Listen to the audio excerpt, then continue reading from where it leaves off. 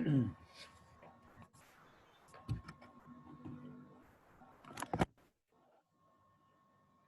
الله ونعم الوكيل ونعم المولى ونعم النصير.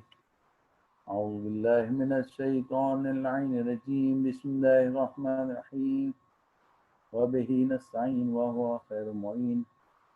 الحمد لله الذي لا يبلغ مدحه القائلون ولا يحصي نعمه العادون ولا يودي حقه المجتهدون الذي لا يدركه بعد الهمم ولا يناله غوث الفتن الذي ليس لصفته حد محدود ولا ناد موجود ولا وقت معدود ولا أجل ممدود فطر الخلائق بقدرته ونشر عليها برحمته والصلاة والسلام على رسول الأمين حبيب قلوبنا طبيب نفوسنا شفيع ذنوبنا مولانا بالقاسم محمد اللهم صل على محمد وعلى محمد وعلى محمد بيت الطيبين الطاهرين المعصومين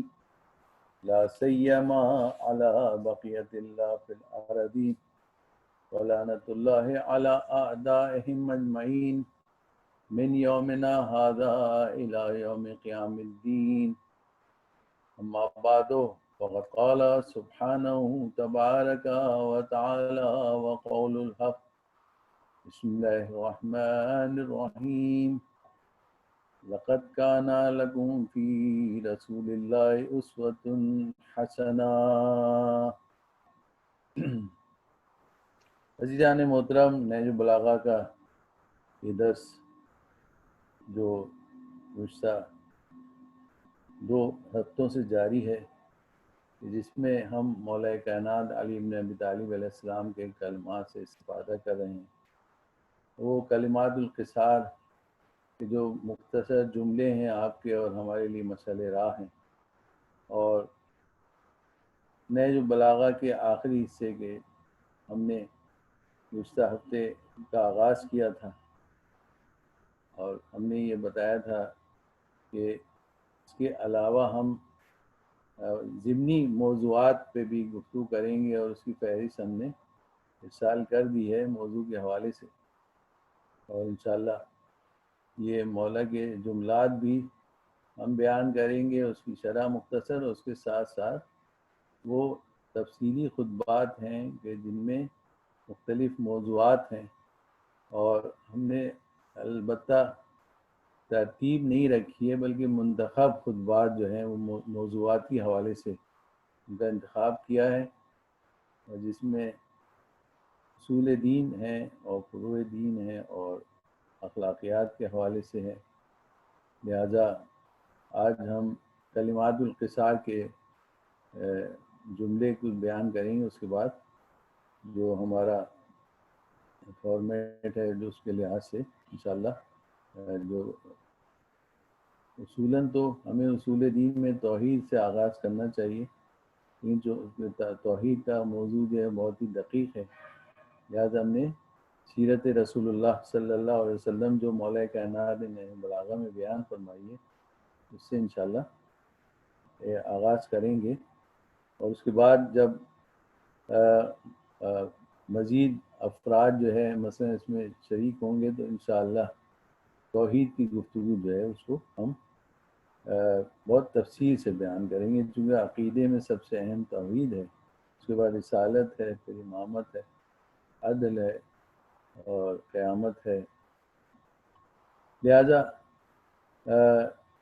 گزشتہ ہفتے جو ہم نے قول پڑھا تھا اس کو تھوڑا سا ہم ریپیٹ کر دیں. قول نمبر 2 تھا جس میں مولا کائنات نے فرمایا کہ جس نے طمع کو اپنا شعار بنایا اس نے اپنے کو سبک کر دیا، اور جس نے اپنی پریشان حالی کا اظہار کیا وہ ذلت پر آمادہ ہو گیا، اور جس نے اپنی زبان کو قابو میں نہ رکھا اس نے خود اپنی بے وقتی کا سامان کر لیا.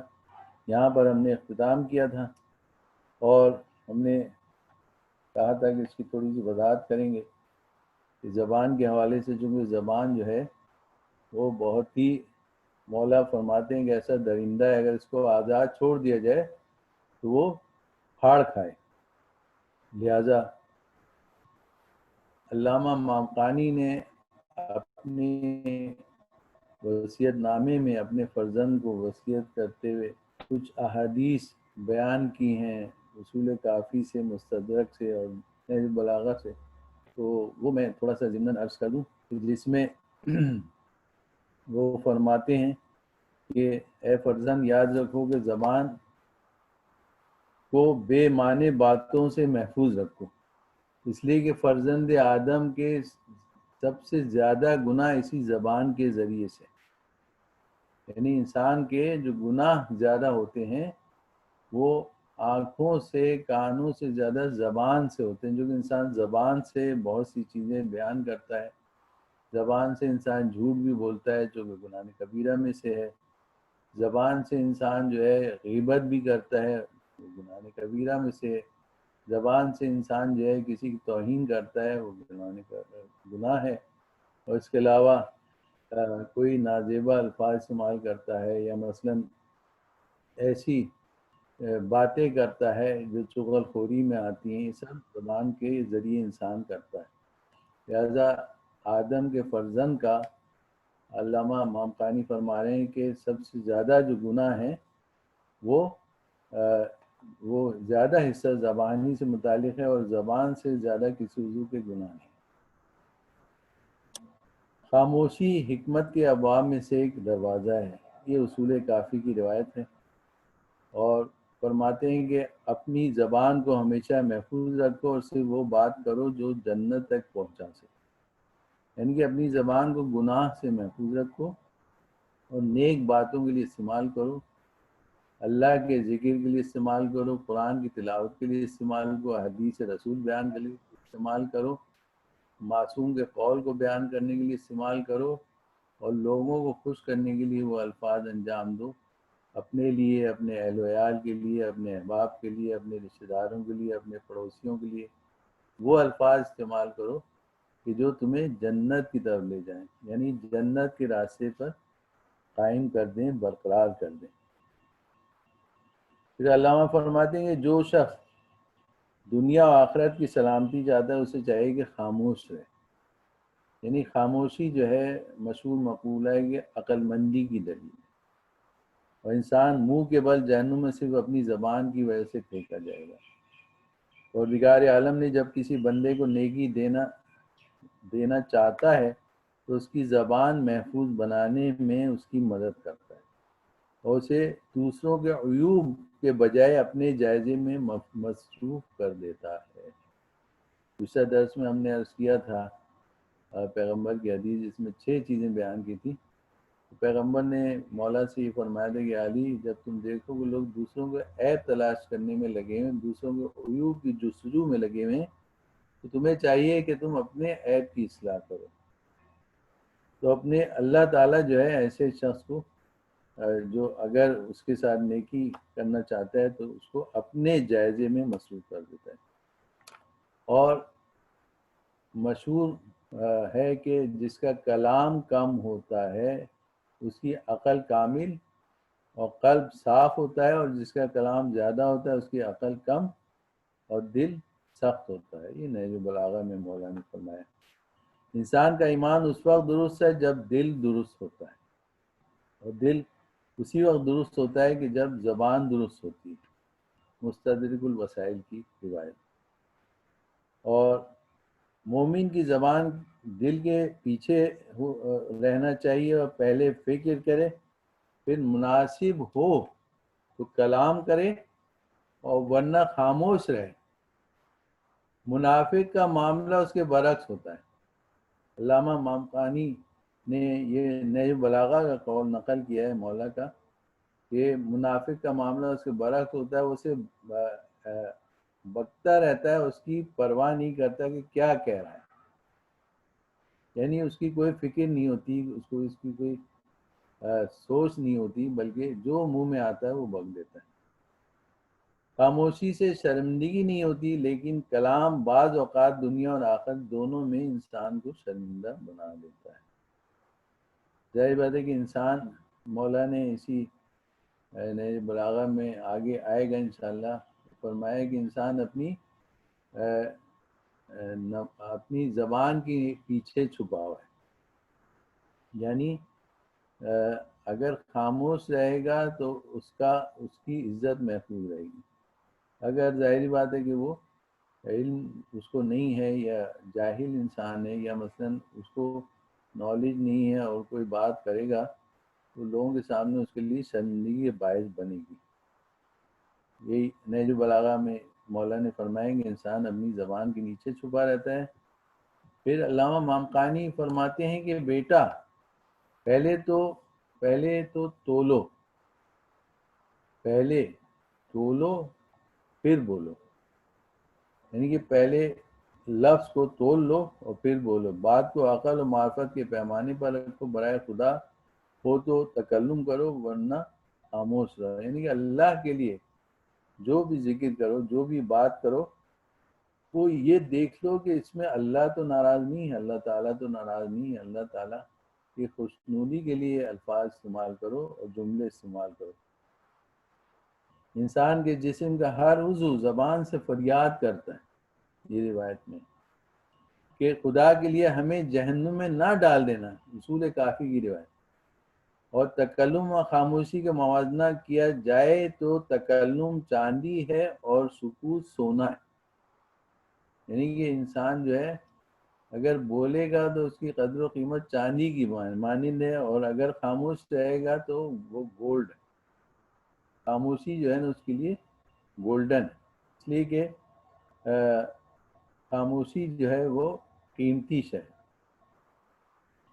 یہ اور بات ہے کہ کبھی کبھی کلام سونا بن جاتا ہے اور تکلم چاندی، اور سکوت سونا ہوتا ہے، اور یہ اور بات ہے کہ کبھی کبھی کلام سونا بن جاتا ہے اور خاموشی مٹی بن جاتی ہے، اور یہ اس وقت ہوتا ہے کہ جب کلام فقہ، علم دین، وعظ و نصیحت، آداب شریعت اور اخلاقیات سے متعلق ہے، بلکہ ایسے وقت میں سکوت زہر قاتل ہے، جب امر بالمعروف و نہی عن المنکر چھوڑ کر سکوت اختیار کیا جائے، یعنی کہ اگر انسان صاحب علم ہے، صاحب معرفت ہے اور نیک سیرت ہے تو اسے چاہیے کہ معاشرے میں اس کو امر بالمعروف نہی عن المنکر جو ہے اس کو قائم رکھنا چاہیے، اس لیے کہ انشاءاللہ اس موضوع پہ جب گفتگو ہوگی تو ہم عرض کریں گے یہ فریضہ جو ہے، چونکہ انبیاء کا فریضہ ہے، ائمہ کا فریضہ ہے، اولیاء کا فریضہ ہے، نیک لوگوں کا طریقہ کار ہے، لہذا نیکی کا حکم پھیلانا، برائی سے روکنا۔ اگر انسان نیکیوں سے آشنا ہے اور برائیوں کو جانتا ہے تو وہ لوگوں کو نیکی کا حکم دے اور برائی سے روکے۔ یہ مولا کے قول کا یہ آخری حصہ تھا کہ اس نے اپنی بے وقتی کا سامان کر لیا کہ جس نے اپنی زبان کو قابو میں نہ رکھا، یعنی بے موقع بے محل گفتگو کرنا جو ہے وہ زبان کو آزاد چھوڑنے کے مترادف ہے۔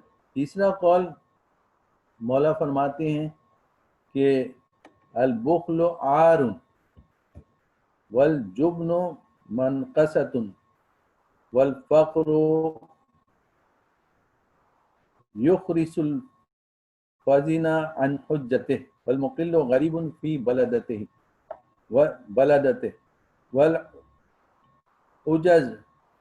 والعجز آنۃ والصبر شجاعۃ والزہد ثروۃ والورع جملۃ۔ اب اس میں مولا نے ایسے حکیمانہ جملے استعمال کیے ہیں کہ میں سمجھتا ہوں کہ آج 45 منٹ جو ہے اس میں سے کم 15 منٹ تو اس کی وضاحت کرنا پڑے گی، اس لیے کہ کئی قول ہیں اس میں۔ پہلا تو مولا وہی کنجوسی کی مذمت کر رہے ہیں اور بخل کو جو ہے ننگ و عار یعنی کہ باعث شرم قرار دے رہے ہیں، اور بزدلی کو جو ہے وہ نقص اور عیب تلا آپ مولا عیب کہہ رہے ہیں، یعنی کہ بزدلی بزدل انسان جو ہوتا ہے اس کے لیے نقص ہے اور عیب ہے ایک انسان کے لیے. اور غربت مولا فرما رہے کہ مرد زیرک یعنی وہ دانا کی زبان کو دلائل کی قوت دکھانے سے عاجز بنا دیتی ہے. اور مفلس اپنے شہر میں رہ کر بھی غریب الوطن ہوتا ہے. اور عج و درماندگی مصیبت ہے، اور صبر و شکیبائی شجاعت ہے، اور دنیا سے بے تعلقی بڑی دولت ہے، اور پرہیزگاری ایک بڑی سپر ہے. بخل جو ہے وہ ایک عام انسان جو ہے اگر کوئی صاحب حیثیت نہ اس کے لیے اچھا ہے، اور نہ اگر غریب ہے اس کے لیے بھی اچھا نہیں، اس لیے کہ اللہ کے یہاں جو ہے خلوص دیکھا جاتا ہے، اللہ تعالیٰ کے یہاں نیت دیکھی جاتی ہے. اگر انسان اپنے لیے اپنے اہل و عیال کے لیے جو پیسے کماتا ہے اس میں سے کچھ پیسے اگر کسی ضرورت مند کو دے دے، صدقہ خیرات کر دے، تو ایک مومن کی شان ہے. اور دوسرا جو مولا فرماتے ہیں کہ بزدلی جو ہے ایک نقص ہے. جو بزدل انسان جو ہوتا ہے وہ بہت سے اس کے نقصانات ہوتے ہیں، یعنی یہ ایک اس کی کمی ہے. نقص کہتے ہیں کمی کو، کہ اس کی حیثیت میں اس کی عزت میں کمی کا باعث ہوتی ہے بزدلی.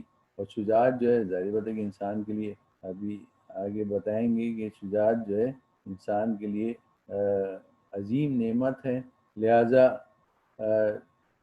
بزدل انسان جو ہے وہ اس کے لیے یہ عیب ہے، نقص ہے. اچھا، یہاں پر ایک قول میں آگے آئے گا انشاءاللہ، میں عرض کر دوں کہ خواتین سے متعلق 3 چیزیں بیان کی گئی ہیں. اس میں خواتین کو کے لیے یعنی کنجوسی، بخل اور بزدلی، اور بزدل ہونا خواتین کے لیے زیبا ہے، کنجوس ہونا خواتین کے لیے کوئی عیب نہیں ہے، بزدل ہونا خواتین کے لیے کوئی عیب نہیں ہے، اور متکبر ہونا یعنی غرور کرنا عورت کے لیے عیب نہیں ہے. مرد کے لیے وہ چیزیں بری ہیں جو آگے چل کے آئیں گی انشاءاللہ، کہ غرور و تکبر کرنا، بخل کرنا اور بزدلی دکھانا یہ مرد کے لیے زیبا نہیں، یعنی کہ اس کی شان کے خلاف ہے. اور عورت کے لیے 3 چیزیں جو ہے وہ جائز قرار دی گئیں کہ عورت کو بزدل ہونا چاہیے، عورت کو جو ہے متکبر غرور ہونا چاہیے اس کے اندر، اور عورت جو ہے وہ بزدل ہونا چاہیے. اس کی توجہ مولا نے آگے پیش کی ہے، انشاءاللہ اپنے موقع پہ آئے گی. لیکن میں ضمناً عرض کر دوں کہ اگر عورت مغرور ہوگی تو کسی کو اپنے غیر محرم کو اپنے نفس پہ قابو نہیں دے گی، اور اگر کنجوس ہوگی تو اپنے مال کی، اپنے شوہر کے مال کی حفاظت کرے گی، یعنی کفایت شعاری سے کام لے گی. اور اگر بزدل ہوگی تو ہر اس چیز سے ڈرے گی جس سے جو اسے پیش آئے گی. یہ عورتوں کے لیے، خواتین کے لیے خاص طور مولا نے آگے فرمایا. اچھا، پھر فرمائے کہ اور مفلس اپنے شہر میں رہ کر بھی غریب الوطن ہوتا ہے. مفلس فلس سے نکلا، یعنی کہ وہ شخص جو مفقود الحال ہوتا ہے، جس کے پاس پیسے نہیں ہوتے، جو غریب ہوتا ہے، وہ ظاہر بات ہے کہ اپنے وطن میں بھی اسے کوئی نہیں پہچانتا. غریب الوطن کا مطلب ہوتا ہے، غریب عربی میں اجنبی کو کہتے ہیں جسے کوئی نہ پہچانتا ہو. ہمارے یہاں غریب فقیر کو کہتے ہیں، لیکن عربی میں غریب جو ہے وہ اس شخص کو کہتے ہیں کہ جسے کوئی نہ پہچانتا ہو، جانتا ہو لیکن پہچانتا نہ ہو، صرف اس کی غربت کی وجہ سے، صرف اس کے فقر و فاقہ کی وجہ سے نہ پہچانتا ہو. یعنی غریبی جو ہے انسان کے لیے اتنی زیادہ عجیب شے ہے کہ اگر انسان غریب ہے تو اس کے اپنے دوست احباب، رشتہ دار، اعزاء، اقربا، پڑوسی کوئی نہیں پہچانتا. ہاں، اس کے اگر پیسہ ہوگا تو ہر شخص اسے پہچانے گا بھی، جانتا تو ہوگا لیکن پہچانتا بھی ہوگا. غریب کی جو ہے مولا فرما رہے ہیں کہ اس کی معاشرے میں جو ہے وہ کوئی اسے پہچانتا نہیں. اور عجز و درماندگی مصیبت، عاجزی، یعنی کہ انسان اگر معذور ہے یا عاجز ہے تو یہ انسان کے لیے بہت بڑی مصیبت ہے۔ ایک تو فزیکلی طور پہ انسان جو ہے وہ ڈسیبل ہوتا ہے، اس کو بھی معذور کہتے ہیں۔ روحانی طور پہ بھی معذوری جو ہے انسان کے لیے مصیبت ہے۔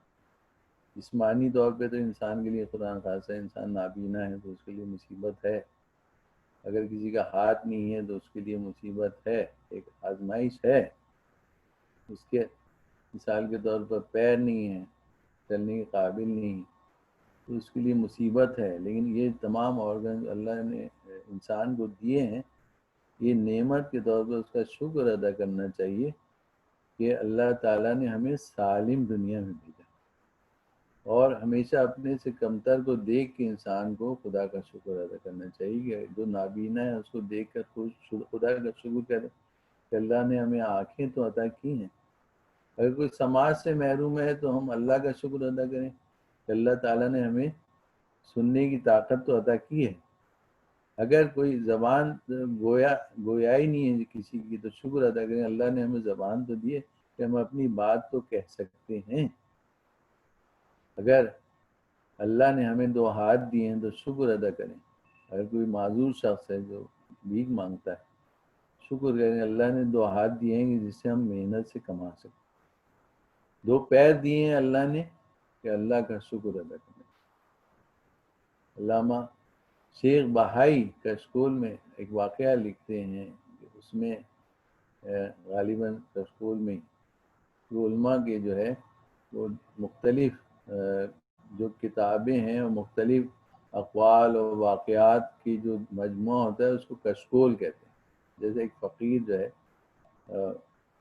جمع کرتا ہے ٹکڑے، یا مثلا رزق، تو اس کو کشکول کہتے ہیں۔ تو یہ کشکول سے مراد یہ کہ معاشرے کے لیے انہوں نے کچھ چیزیں جمع کی ہوتی ہیں نصیحت و واعظ و نصیحت کے طور پر۔ لہذا شیخ بہائی ایک واقعہ نقل کرتے ہیں کہ ایک شخص جس کے پیر میں چپل نہیں تھی، اللہ نے اسے مثلا اس قابل نہیں تھا کہ وہ چپل خرید سکتا، لہذا ننگے پیر مسجد نماز کے لیے جاتا تھا اور دعا کرتا ہے کہ پالنے والے مجھے اتنے پیسے دے کہ میں چپل پہن کے تیرے گھر آ سکوں، تو مسجد میں نماز پڑھنا تو ویسے ہی بہت زیادہ ثواب ہے۔ اور آپ کو معلوم ہے ایت اللہ سیستانی کا بھی توضیح مسائل میں آپ پڑھ لیے گا کہ جو شخص مسجد کے پڑوس میں رہتا ہے یا مسجد کے قریب رہتا ہے، گھر میں نماز پڑھنا اس کے لیے مکروہ ہے۔ لہذا روایت میں ہے کہ جو شخص گھر سے نکلتا ہے مسجد میں جماعت میں نماز پڑھنے کے لیے، چاہے مسجد ہو، سینٹر ہو، امام بارگاہ ہو، جہاں جماعت قائم ہے، وہاں اگر جاتا ہے تو ہر قدم پہ اللہ تعالیٰ اس کی ایک نیکی میں اضافہ کرتا ہے اور ہر قدم پہ اس کے ایک گناہ کو مٹاتا ہے۔ اتنا زیادہ ثواب ہے۔ 3 چیزیں قیامت کے دن جو ہیں وہ شکایت کریں گی، آپ کو معلوم ہے کون کون سی؟ ایک مسجد، ایک قرآن، ایک عالم۔ مسجد یہ شکایت کرے گی انہی نے ہمیں قائم بنایا، تو بہت خوبصورت بنایا، ڈونیشن دیا اور بہت زیادہ آراستہ پراستہ زینت دی، لیکن یہ خود مسجد میں نہیں آتے، نماز نہیں پڑھتے۔ یعنی کہ مسجد کی زینت جو ہے نمازیوں سے، نہ کہ اس کی آرائش۔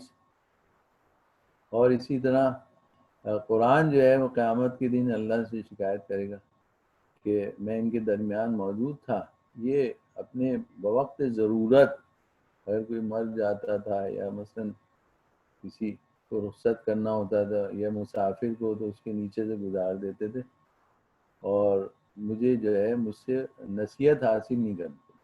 اور تیسرا عالم جو ہے شکایت کرے گا کہ میں نے اپنی پوری زندگی علم سرو کرنے میں لگا دی، خدا اور رسول اور اس کے جانشین کے احکامات وہ لوگوں تک پہنچانے کے لیے، لیکن لوگ سوال نہیں کرتے۔ یہ قیامت کے دن عالم شکایت کرے گا۔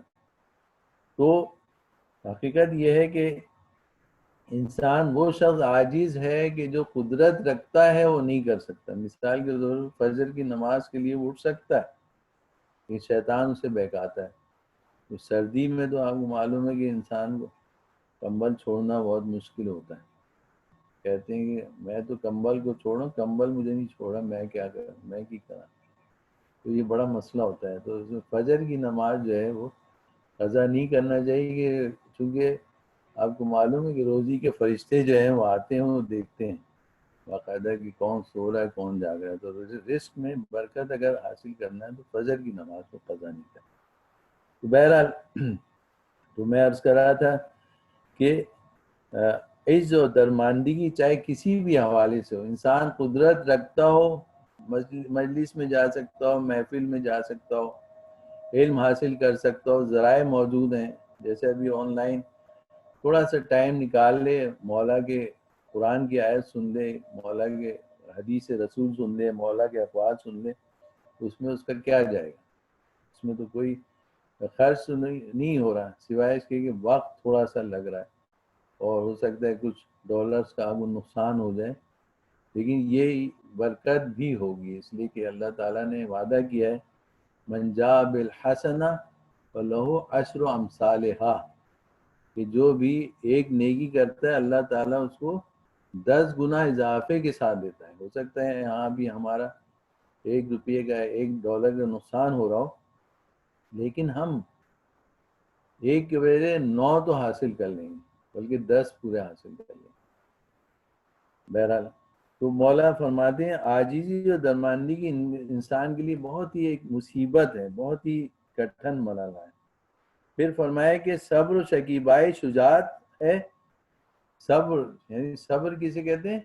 استقامت کو، یعنی مشکلات میں ڈٹ کر مقابلہ کرنا دشمن سے، یعنی جو بھی اس کو مشکلات میں ڈالے ہوئے ہے وہ ظاہر اس کا دشمن ہے، چاہے وہ حالات ہوں، چاہے وہ انسان ہو، چاہے وہ شیطان ہو، کسی بھی حوالے سے.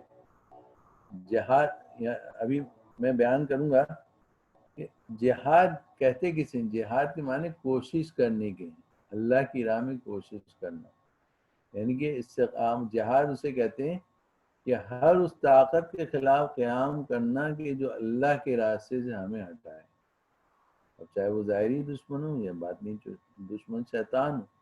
دونوں صورتوں میں جو ہے ہمیں اس کا ڈٹ کر مقابلہ کرنا ہے، صبر و استقامت کو مظاہرہ کرنا. صبر کے معنی یہ نہیں کہ اگر تلوار ہے تو سر جھکا دیں، اور تیر آئے تو سینہ آگے بڑھا دیں، نیزہ آئے تو اپنے آپ کو سامنے پیش کر دیں، سرنڈر کر دیں. یہ صبر نہیں، صبر کے معنی مقابلہ کرنا ہے استقامت کے ساتھ. تو مولا فرما رہے ہیں کہ صبر اور شکیبائی چونکہ فارسی کا لفظ ہے، مترادف معنی کہ صبر استقامت جو ہے سب سے بڑی شجاع وہ شخص ہے جو صبر سے کام لیتا ہے، جو برداشت اور استقامت تحمل سے کام لیتا ہے.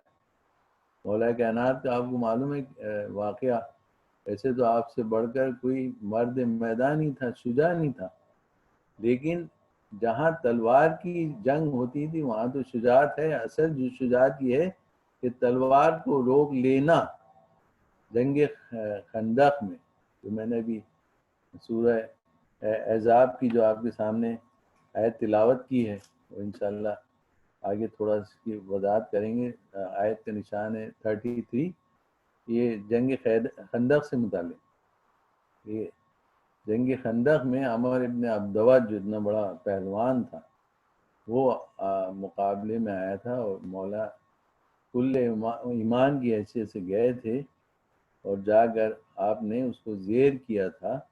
مولانا روم نے پوری مثنوی لکھی، زیر کیا، اور زیر کرنے کے بعد دنیا نے جو دیکھا، دور سے جو دیکھ رہے تھے، جو قریب آتے ہوئے ڈر رہے تھے، انہوں نے تو یہ دیکھا کہ علی اس کے سینے پہ چڑھے اور اتر گئے اور ٹہلنے لگے. پھر بعد میں اس کو قتل کیا تو پوچھا کہ علی آپ نے اتنے بڑے پہلوان کو زیر کیا اور آپ نے اسے چھوڑ دیا، پلٹ کے وہ حملہ بھی کر سکتا تھا. کہا کہ ہاں جب میں اس پہ غالب آیا تو اس نے غیظ میں میرے چہرے پہ اپنا لعاب دہن پھینک دیا، اس وقت مجھے غصہ آ گیا.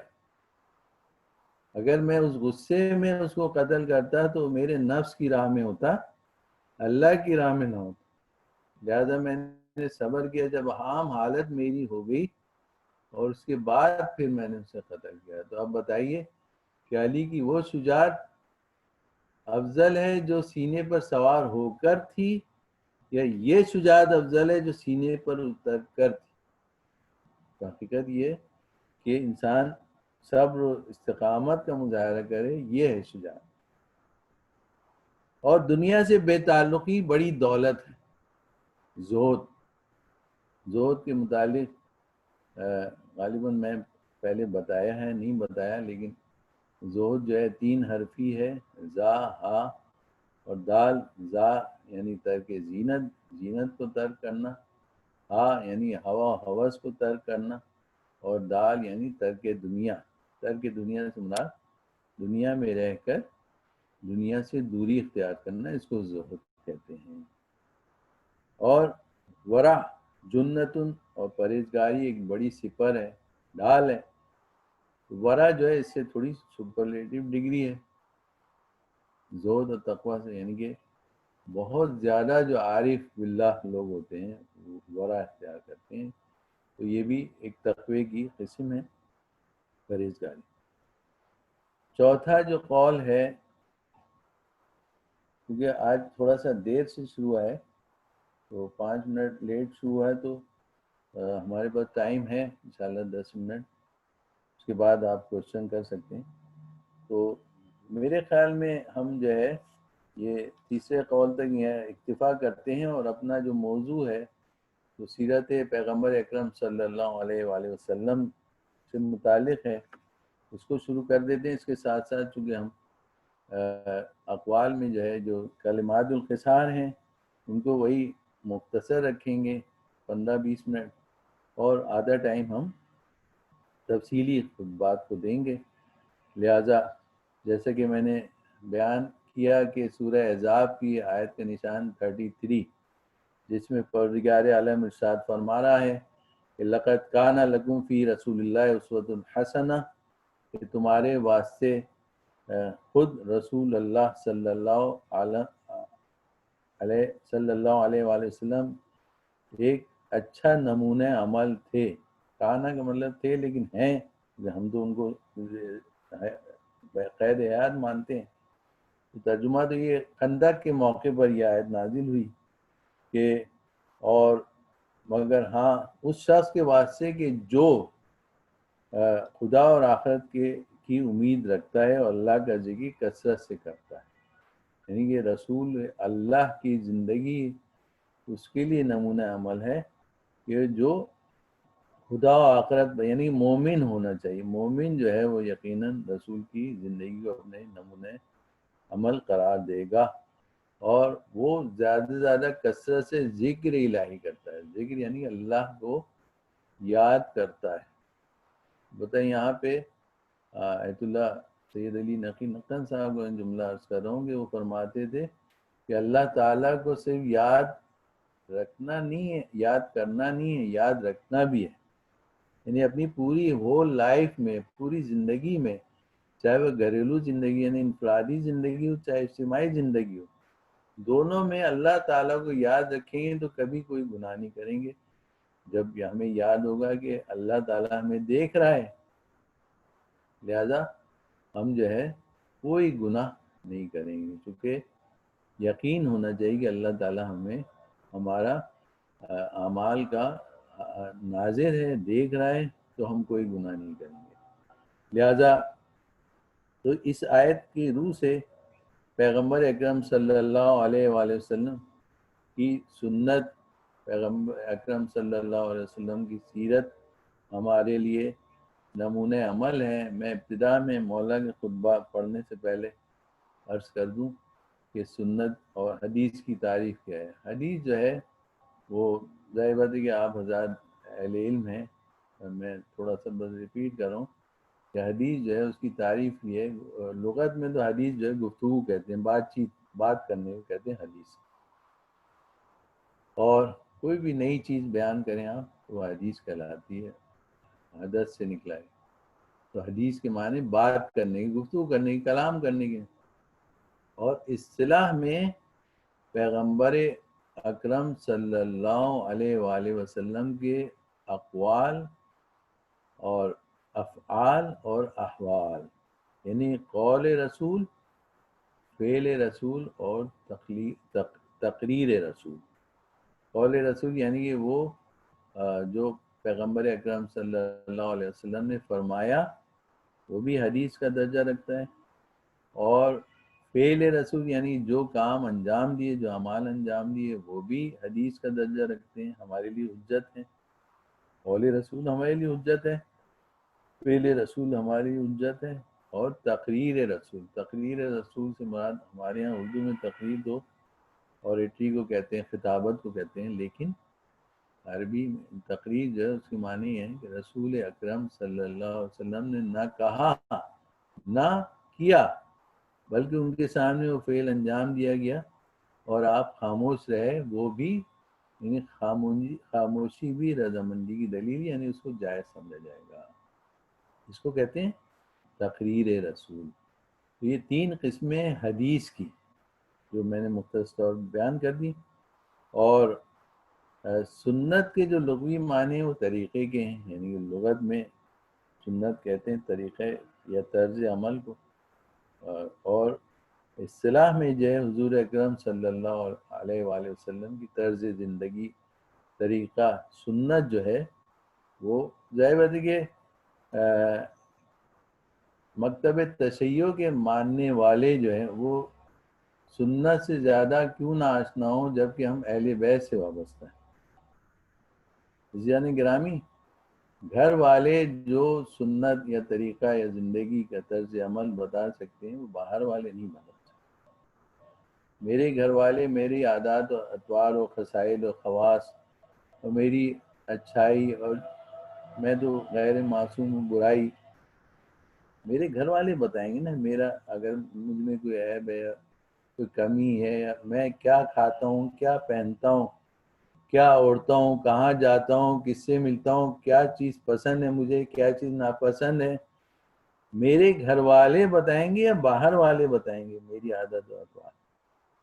جو عقل کی بات ہے کہ رسول خدا صلی اللہ علیہ وسلم کی جو بھی سنت ہے، جو طریقہ ہے، اور جو خاص طور پہ گھر سے متعلق ہے، کیونکہ بہت سی آیات جو ہیں گھر میں نازل ہوئی ہیں، گھر والے ہی بتائیں گے، اس کی تفسیر وہی کریں گے جو اہل بیت، لہٰذا ہم نے اسی لیے اہل بیت کے دامن سے وابستہ ہوئے ہیں کہ اہل بیت جو ہے ہمیں گھر میں بھی نظر آ رہے ہیں اور باہر بھی، مولا کائنات علی بن ابی طالب علیہ السلام کی شکل میں، امام حسن علیہ السلام کی شکل میں، امام حسین علیہ السلام کی شکل میں، یہ لوگ بتا سکتے ہیں کہ سنت رسول کیا تھی، اور اسی لیے ہمارا مکتب جعفری کہلاتا ہے کہ ہمارا جو سنت و حدیث کا تسلسل جو ہے وہ عصمت سے وابستہ ہے، معصوم ہے، سب جتنے بھی پیغمبر کی سنت جنہیں بیان کی ہے وہ سب معصوم ہیں۔ اسی لیے ہم حدیث کو جو ہے،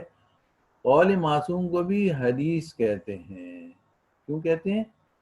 چاہے وہ امام حسن نے بیان کیا اس کو بھی ہم حدیث کہتے ہیں، امام حسین نے بیان کیا اس کو بھی ہم حدیث کا درجہ دیتے ہیں، اور امام جعفر صادق علیہ السلام نے جو بیان کیا اس کو بھی حدیث کہتے ہیں، امام حسن عسکری علیہ السلام نے، جتنے بھی تمام ائمہ علیہ السلام نے جو بیان کیا وہ حدیث کہلاتا ہے۔ کیوں؟ اسی لیے ہم حدیث کی تعریف کیا کرتے ہیں؟ قول معصوم، فعل معصوم اور تقریر معصوم۔ کیوں؟ پیغمبر کی حدیث ہے اور متفق علیہ حدیث ہے کہ اولنا محمد، اوسطنا محمد، آخرنا محمد، کلنا محمد۔ میرا پہلا بھی محمد ہے، میرا اوسط بھی محمد ہے، میرا آخر بھی محمد ہے، میرا کل محمد ہے۔ یعنی جو میرا قول ہے اگر علی بھی بیان کرے گا تو وہ حدیث کا درجہ ہے، میرا قول اگر حسن بھی بیان کرے گا حسین، تو معلوم یہ ہوا کہ حدیث کی تعریف مختصراً یہ ہے کہ قول معصوم، فعل معصوم اور تقریر معصوم۔ تو لہٰذا آج ہم قول معصوم جو ہے وہ آپ کے سامنے خطبہ نمبر ہے 92، جو پیغمبر اکرم صلی اللہ علیہ وسلم کی رسائل اور فضائل اور احوال تھوڑا سا مولا کائنات نے بیان کیا ہے، سیرت کے پہلو انشاءاللہ آئندہ ہفتے آئیں گے. تو بس میں خطبہ پڑھ کے آپ کی آج کی یہ لیکچر جو ہے اس کو کلوز کرتا ہوں. بسم اللہ الرحمن الرحیم. مولا فرماتے ہیں کہ بابرکت ہے وہ خدا کہ جس کی ذات تک بلند پرواز ہمتوں کی رسائی نہیں. یہ مولا کے کلام کا خاصہ یہ ہے کہ اللہ کی تعریف سے شروع کرتے ہیں، پھر پیغمبر کو درود و سلام بھیجتے ہیں اور پھر اس کے بعد کلام کا آغاز کرتے ہیں. اکثر آپ نئی بلاغہ میں دیکھیں گے تو یہاں پر جو مولا کی صحیح معنوں میں جو مثلا قول نقل ہوا ہے، بعض جگہ جز ہے تو ظاہر ہے کہ کسی جملے کا جز ہے تو وہاں تو ظاہر آغاز نہیں ہوا ہے، لیکن جو مولا نے خطاب کیا ہے وہاں پہ کہ پرواز بلند پرواز ہمتوں کی رسائی نہیں ہے، اور نہ عقل و فہم کی قوتیں اسے پا سکتی ہیں. اور وہ ایسا اول ہے کہ جس کے لیے نہ کوئی نقطہ ابتدا ہے کہ وہ محدود ہو جائے، اور نہ کوئی اس کا آخر ہے کہ وہاں پہنچ کر ختم ہو جائے. یہ اللہ کی تعریف کے بعد مولا فرماتے ہیں کہ اس نے انبیاء کو بہترین سونپے جانے کی جگہ پر رکھا ہے اور بہترین ٹھکانوں میں ٹھہرایا ہے. بلند مرتبہ صلبوں سے پاکیزہ شکموں کی طرف منتقل ہوتے رہے ہیں اور انبیاء، اور جب ان میں سے کوئی گزر جانے والا گزر گیا تو دوسرا دین خدا کو لے کر کھڑا ہو گیا. یعنی زمین جو ہے اللہ کی حجت سے کبھی خالی نہیں ہوئی. مولا ہی فرما رہے ہیں یہاں تک کہ یہ الہی شرف حضرت محمد صلی اللہ علیہ وآلہ وسلم تک پہنچا، جنہیں ایسے معدنوں سے جو پھلنے پھولنے کے اعتبار سے بہترین ہے. معدن کہتے ہیں، معدنیات ہم نے سنا ہوگا، خزانہ بہترین خزانے، پھلنے پھولنے کے اعتبار سے بہترین، اور ایسے اصلوں یعنی اصلوں سے کہ جو نشو و نما کے لحاظ سے بہت باوقار تھیں. یعنی کہ وہ جڑیں، وہ اصل، وہ اصول، وہ جڑیں، ان سے وہ پیدا ہوئے. پیدا کیا کہ اسی شجرے سے جس سے انبیاء پیدا کیے گئے، اور جس میں سے اپنے امین کو منتخب فرمایا، اور ان کی عزت اور بہترین عزت، اور ان کا قبیلہ بہترین قبیلہ، اور ان کا شجرہ بہترین شجرہ ہے، جو سرزمین حرم یعنی مکہ پر اگا، جس نے گروتھ کیا، نمو پذیر ہوا اور بزرگی کے سائے میں بڑھا، اور جس کی شاخیں دراز اور پھل دسترس سے باہر، یعنی اتنے. یہ مولا نے غالباً اس سورہ ابراہیم کی آیت کا نشان 24 اس کی طرف اشارہ کیا ہے شجرہ طیبہ کے حوالے سے، کہ پروردگار عالم ارشاد فرماتا ہے کہ الم تری کیف ضرب اللہ مثلا کلمۃ طیبۃ کشجرۃ طیبۃ اصلها ثابت وفرعها فی السماء. پروردگار عالم ارشاد فرماتا ہے کہ اے رسول، کیا تم نے نہیں دیکھا کہ خدا نے اچھی بات مثلا کلمہ توحید کو کی کیسی اچھی مثال بیان کی کہ اچھی بات سے مثلا یا ایک پاکیزہ، گویا ایک پاکیزہ درخت ہے، اس کی جڑ مضبوط اور اس کی شاخیں آسمان میں لگی ہوئی ہیں. اور یہاں پر پروردگار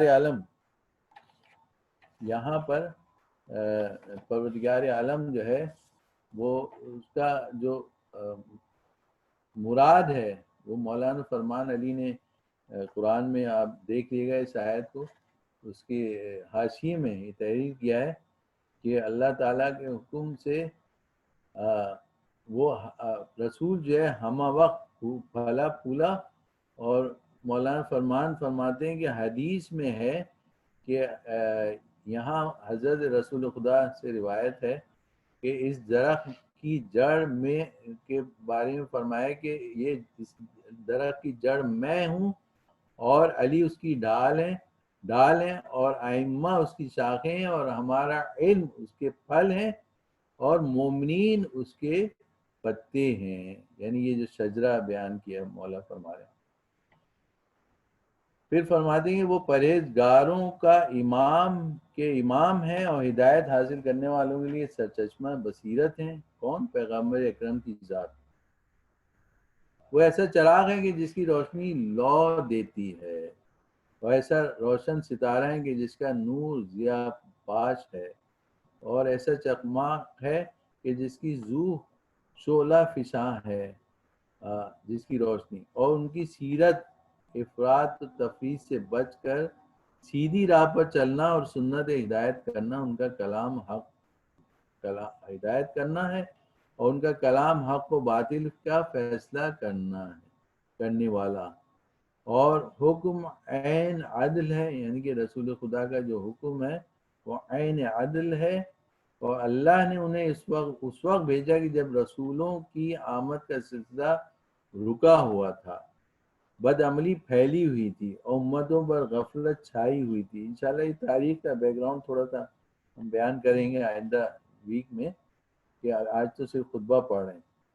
امتوں پر غفلت چھائی ہوئی تھی، اللہ تم پر رحم کرے اور روشن نشانوں پر جم کر عمل کرو. اور مولا فرماتے ہیں کہ راستہ بالکل سیدھا ہے، یعنی صراط مستقیم ہے. وہ تمہیں سلامتیوں کے گھر جنت کی طرف بلا رہا ہے. ابھی تم ایسے گھروں میں ہو کہ جہاں، اب دیکھیں مولا جو ہے ہم اور آپ کو جو ہے وہ کیا تاکید کر رہے ہیں. کہنا ابھی تو تم بقید حیات ہو، اللہ تعالیٰ نے تمہیں زندگی عطا کی ہے، اور اللہ تعالیٰ تمام لوگوں کو جو ہے اپنے حفظ و امان میں رکھے، ہر آفات و بلیات سے محفوظ رکھے. مولا فرماتے ہیں کہ یہ سیدھا راستہ ہے، اس پر عمل کرو، اور بالکل سیدھا راستہ ہے. وہ تمہیں سلامتیوں کے گھر جنت کی طرف بلا رہا ہے، یعنی کہ رسول خدا صلی اللہ علیہ وسلم اللہ تعالیٰ ہمیں جنت کی طرف بلا رہا ہے، دعوت دے رہا. اور ابھی تم ایسے گھر میں ہو کہ جہاں تمہیں اتنی مہلت اور فراغت ہے، یعنی کہ اللہ تعالیٰ نے تمہیں مہلت بھی دی ہے، تمہارے پاس ٹائم بھی ہے، فراغت بھی ہے کہ اس کی خوشنودیاں حاصل کر سکو. کہ مولا کس سے مخاطب ہیں؟ ہم اور آپ سے. ابھی موقع ہے کہ چونکہ اعمال نامے کھلے ہوئے ہیں، خدا نہ کرے کہ ہماری آنکھیں بند، ہمارے اعمال نامے بند، قلم چل رہے ہیں، یعنی کرام الکاتبین جو ہے ہماری نیکیاں لکھ رہے ہیں.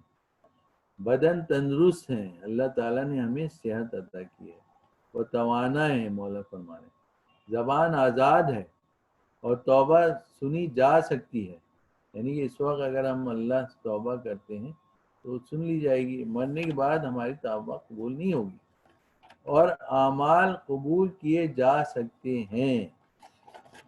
یہ مولا نے جو ہے پیغمبر اکرم صلی اللہ علیہ وسلم کی سنت کے حوالے سے بیان کیا. اور پھر فرماتے ہیں کہ پیغمبر کو اس وقت میں بھیجا کہ جب لوگ حیرت و پریشانی کے عالم میں گم کردہ راہ تھے، یعنی کہ اپنی راہیں بھول چکے تھے. دور جاہلیت کی بات مولا فرما رہے ہیں. اور فتنوں میں ہاتھ پیر مار رہے تھے، یعنی کہ جنگ و جدال کا زمانہ تھا، قبائل آپس میں ایک دوسرے کی خون ریزی کر رہے تھے، اور نفسانی خواہشوں نے انہیں بھٹکا دیا تھا، یعنی سوائے اس کے کہ برائی کی طرف، زنا کی طرف، شراب نوشی کی طرف اور بدکاریوں کی طرف مائل تھے. دور جاہلیت میں بھٹکا دیا تھا. اور غرور نے بہکا دیا تھا، یعنی کہ انہیں تکبر تھا اپنی مال و دولت کا، اپنے اولاد کا. الہاکم التکاثر حتی زرتم المقابر، کہ تم تو اپنی اولاد کی کثرت پر، بیٹوں کی کثرت پہ اتراتے تھے، یہاں تک کہ تم نے مقابر یعنی قبریں دیکھ لی.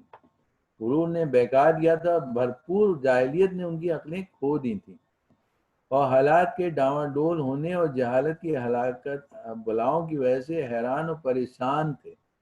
یعنی کہ کچھ سمجھ میں نہیں آتا تھا کہ بے مہار اونٹ کی طرح چلے جا رہے تھے. چنانچہ نبی کریم صلی اللہ علیہ وسلم نے انہیں سمجھانے بجھانے کا پورا حق ادا کیا. خود سیدھے راستے پر جمے رہے اور حکمت و دانائی اور اچھی نصیحتوں کی طرف انہیں بلاتے رہے.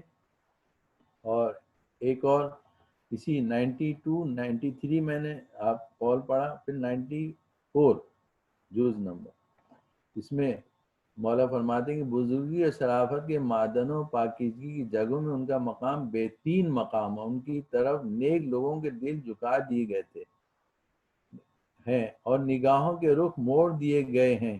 خدا نے ان کی وجہ سے فتنے دبا دیے. اور چونکہ اس زمانے میں جنگ و جدال ہوتا تھا تو اس میں پیغمبر کے ذریعے جو ہے لوگوں میں ایک جو دشمنی تھی، وہ عداوت تھی، وہ دور ہوئی اور عداوتوں کے شعلے بجھا دیے. بھائیوں میں الفت اور پیدا کی اور جو کفر میں اکٹھا تھے. قرآن کی آیت ہے نا کہ تم جو ہے ایک دوسرے کے دشمن تھے اور جہنم کے دہانے پر تھے کہ اللہ نے تمہیں اپنی نعمت سے جو ہے تمہیں بھائی بھائی بنا دیا. تو پیغمبر کے ذریعے یعنی کہ لوگوں کو جو ایک دوسرے کے دشمن تھے وہ کفر پر تھے، ان کو بھائی بھائی بنا دیا، اکٹھے تھے اور انہیں علیحدہ علیحدہ کر دیا. اسلام کی پستی اور ذلت کو عزت بخشی اور کفر کی عزت و بلندی کو ذلیل کر دیا. یعنی آل امیہ کو ذلیل و خوار کیا پیغمبر نے آنے کے بعد، اور بنی ہاشم کو جو ہے سرخرو کیا، بلندی کو ذلیل کر دیا. ان کا کلام شریعت کا بیان ہے، یعنی کس کا؟ پیغمبر کا. اور سکوت احکام کی زبان تھی. سکوت کے حوالے سے ہم نے عرض کر دیا، یعنی پیغمبر کا جو قول تھا وہ بھی شریعت کا حصہ تھی، اور جو سکوت تھا یعنی جیسے تقریر رسول کا وہ بھی شریعت کا حصہ تھا. وآخر دعوانا الحمدللہ رب العالمین. Time is over. میرے خیال 5 منٹ ہیں. جی جی بہت شکریہ، بہت شکریہ قبلہ. تو آپ نے گیون ٹائم دیا اس سے اوور ہو گیا، سوری. نہیں کوئی مسئلہ نہیں ہے، کیونکہ آج ہم نے تھوڑا سا شروع بھی لیٹ کیا تھا. تو اس سلسلے میں اگر کسی کا کوئی سوال ہے تو کائنڈلی آپ پوچھ لیجئے، ورنہ پھر ہم اس کو ریپ اپ کریں گے. اگر آپ سے ایک بات پوچھنی تھی، خود بات کے علاوہ کچھ فرامین ہیں امام علی کے، اس میں انہوں نے ایک جگہ کہا ہے کہ فقیری سب سے بڑی موت ہے. تو اس سے کیا مراد ہے؟ یعنی کہ کس طرح اس کو، کیونکہ مطلب فقیری کے ہم تو یہ کہتے ہیں نا کہ جی کہ کہیں پہ فقر جو ہے باعث فخر ہے اور کہیں پہ فرمائیں کہ باعث کفر. انسان جو ہے اگر اللہ تعالیٰ جو ہے اس کا رزق اسے ملتا رہے، یہاں فقر سے مراد وہی مفلسی ہے. یہ وہ فقیری نہیں جو اللہ کے فقیر کے اصل میں معنی جو ہیں وہ محتاج کے ہیں. تو ہم سب تو محتاج ہیں اللہ ہیں، فقراء اللہ کے فقراء ہیں، اللہ کے محتاج ہیں. تو یہاں مراد ہاں آپ لے سکتے ہیں کہ اللہ تعالیٰ جو ہے اگر لوگوں کو محتاج کرے تو اس کے لیے زائد مصیبت موت سے کم تو نہیں ہے. اگر انسان محتاج ہو جائے اور محتاج بنا رہے، ایک تو ہوتا ہے نا کہ انسان مجبور ہے معذوری کی وجہ سے کہ اس کے ہاتھ پیر نہیں ہے، نابینا ہے، وہ تو ایک الگ بات ہے. لیکن جان بوجھ کے انسان جو ہے وہ اپنی صلاحیتوں کو بروئے کار نہیں لائے، محنت نہ کرے، وہ چاہے کہ ہاتھ میں واقعہ بیچ میں رہ گیا کہ وہ جو شخص جو تھا وہ چپل کے بغیر جو مسجد جاتا تھا، اس نے دعا کی کہ مجھے پیسے عطا کرے کہ میں جوتی خرید لوں.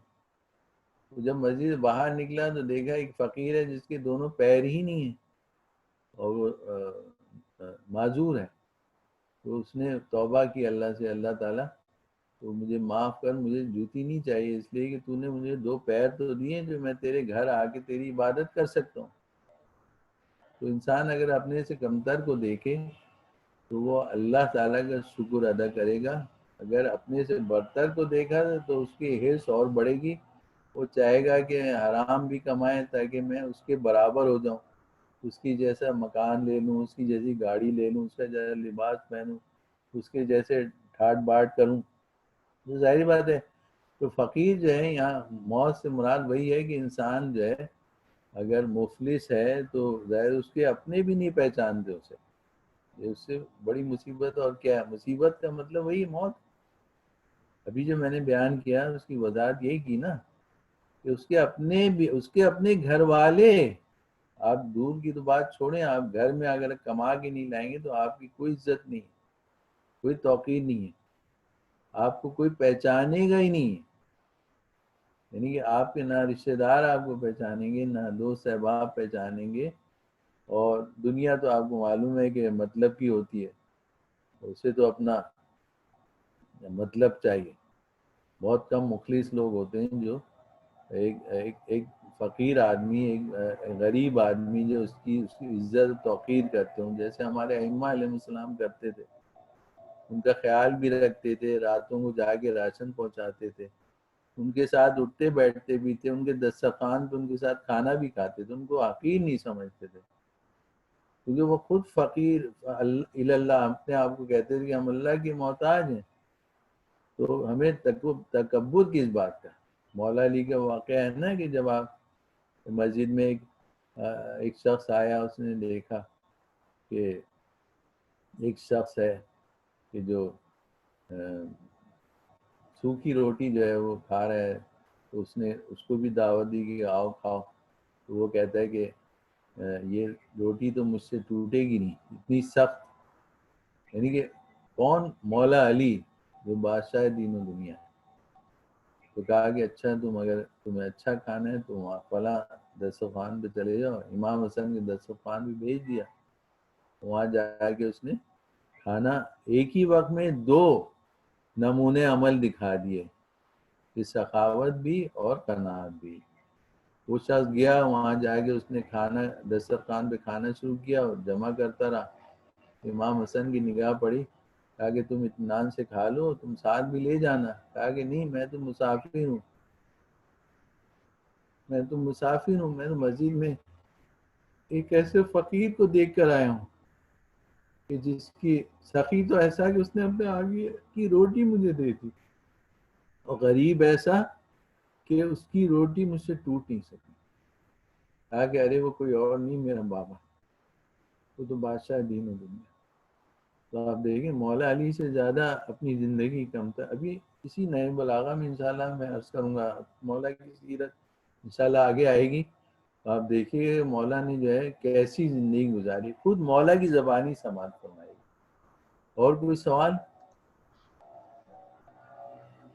السلام علیکم جی. ایک سوال میں نے آپ کی بات سنی تھی، اس میں آپ کہہ رہے تھے روحانی معذوری کا اگر آپ نے لفظ کا ذکر کیا تھا، تو اس سے کیا مراد ہے؟ جی، روحانی معذوری اس سے کیا مراد ہے؟ روحانی معذوری سے مراد نفسانی، یعنی انسان جو ہے وہ واجبات کو ادا نہ کرے. قدرت رکھتا ہے، مثال کے طور حج کے پیسے ہیں اس کے پاس، استطاعت رکھتا ہے، حج پہ نہیں جاتا. نماز کے لیے مسجد جا سکتے ہیں، نماز جماعت کے لیے ثواب حاصل نہیں کرتا. یا مثلا پیسہ اس کے پاس ہے لیکن خمس و زکوٰۃ نہیں دیتا جو اس پر واجب ہے، واجبات فرائض کو ادا نہیں کرتا. یہ عاجزی ہے نا، یہ بھی تو ایک عاجزی ہے. یعنی قدرت رکھتے ہوئے جو ہے انسان اس پہ عمل نہ کرے. یہ نفسانی اور روحانی عاجزی اس کو کہیں گے. عاجز یعنی کہ معذور ہونا، یعنی خود معذور بنا ہوا ہے، معذور ہے نہیں. روحانی طور پر جسمانی طور پر تو نہیں ہے، لیکن نفسانی طور پر معذور ہے نہیں ہے. اس کو کہیں گے عقل کیا کہے گی؟ استطاعت رکھتے ہوئے اپنے فرائض انجام نہیں دے رہا، لوگوں کے حقوق ادا نہیں کر رہا، یہ معنی ہے اس کو. ایک سوال میرا تھا آغا، وہ یہ کہ ایک خطبے میں ارشاد ہے، جیسے آپ نے فرمایا، مولا علی نے فرمایا کہ انسان کا بہترین ساتھی رضائے الہی پر راضی رہنا ہے. تو انسان کو کیسے پتہ چلے گا کہ رضائے الہی کیا ہے؟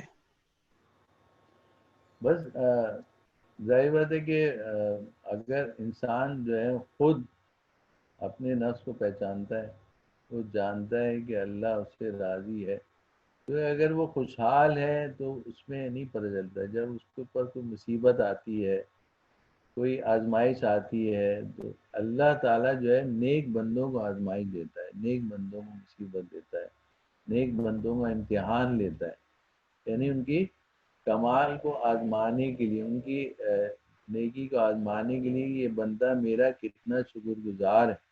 یعنی کہ اللہ تعالیٰ جو رزق دے کر بھی آزماتا ہے اور رزق لے کر بھی، یعنی مال دے کر بھی آزماتا ہے، لے کر بھی آزماتا ہے، دونوں صورتوں میں دیکھتا ہے. یہ کتنا شکر گزار بندہ ہے، دے کر یہ دیکھتا ہے کہ کتنا شکر گزار بندہ ہے، اور لے کر یہ مثلاً آزماتا ہے کہ کتنا صابر ہے. تو یہاں مراد یہی ہے کہ انسان جو ہے وہ اللہ تعالیٰ کا ہر حال میں شکر ادا کرتا رہے، اور اس کی نعمات کا، اس کی جو بھی چیزیں ہیں اس کی نعمات کا شکر ادا کرتا رہے، اور ہمیشہ جو ہے وہ قناعت کرے، اور اپنے آپ کو جو ہے وہ اطاعت الہی میں، اطاعت رسول میں، اطاعت امام میں گزارے گا، تو انشاءاللہ وہ اس کے لیے جو ہے کوئی مصیبت نہیں، کوئی غم نہیں ہے. اور وہ دیکھیں، وہ تو انسان کی فکر جتنی بلند ہوگی اس کا مصائب و مشکلات اس کی چھوٹی ہو جائیں گی، کم ہو جائیں گی. آپ نے جو سوال کیا اس کو ریپیٹ کریں. میں نے یہ سوال کیا تھا کہ یہ جو پورا ایک چھوٹا سا جز تھا خطبے کا کہ عاجزی آفت ہے، جیسے آپ نے فرما دیا، اور صبر شجاعت، جی زہد ثروت اور پرہیزگاری ہے انسان کا جی. بہترین ساتھی رضائے الہی ہے. تو ہمیں یہ کیسے پتہ چلے گا کہ اللہ کا راضی رضائے ہونا الہی کیا ہے؟ اس جی طرح پتہ چلے گا کہ ہم جو ہے وہ اس کی ہر آزمائش پر اگر ہم خود صبر کریں گے اور خوشحال رہیں گے تو اس کا مطلب اللہ راضی ہے ہم سے. اور ہمارے ماں باپ اگر ہیں وہ ویسے تو معصوم نہیں کہا، کہ جب سوال کیا گیا کہ مولا یہ فرمائے کہ ہم اتنی عبادت کرتے ہیں، ہمیں کیسا پتہ لگے اللہ تعالیٰ ہم سے راضی ہے یا نہیں. تو یہ ایک تو کرائٹیریا یہ بتائے کہ تم یہ دیکھ لو کہ تمہارے ماں باپ تم سے کتنے راضی ہیں.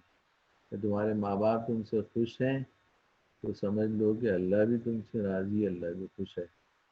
تو یہاں دوسرے یہ کہ مثلاً اس کے گھر والے، اس کے رشتہ دار، اس کے احباب جو ہے اس کو جو ہے وہ اچھا سمجھتے ہوں، تو اس کی عزت کرتے ہوں، احترام کرتے ہوں، تو ظاہر ہے کہ انسان خود ہی سمجھ لے گا کہ اللہ تعالیٰ جو ہے میرے لیے ایک دعائے کمیل کا جملہ ہے کہ کتنی کم من قبین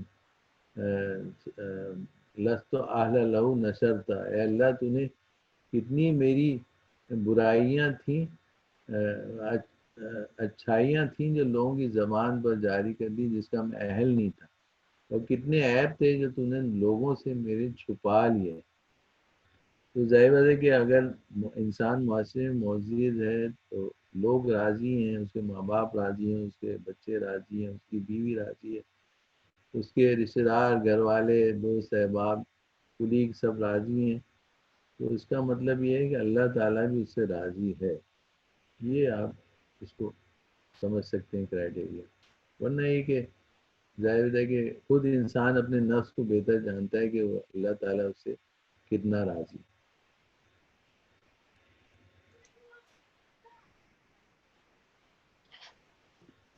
جی مزید کوئی سوال اگر کسی کا ہے تو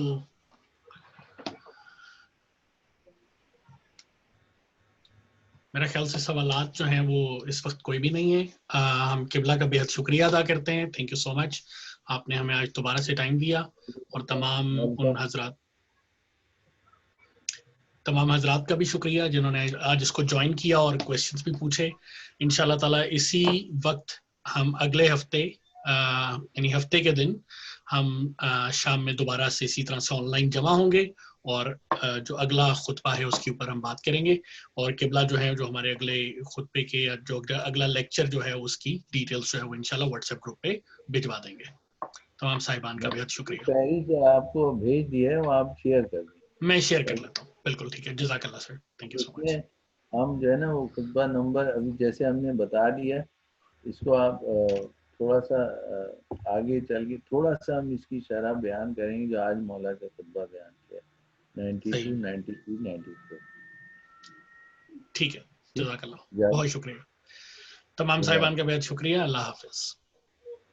اللہ. اللہم صلی علی محمد وعلی محمد.